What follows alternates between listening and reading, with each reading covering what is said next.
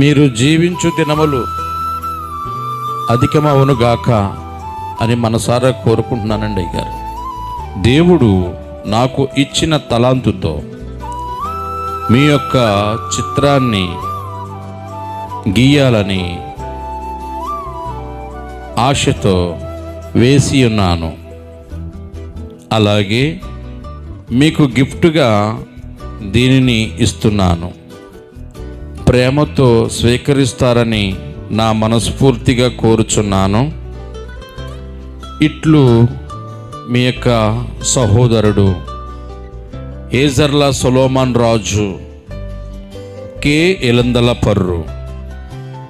అలాగే మన యొక్క తెలుగు క్రైస్తవ సంఘములు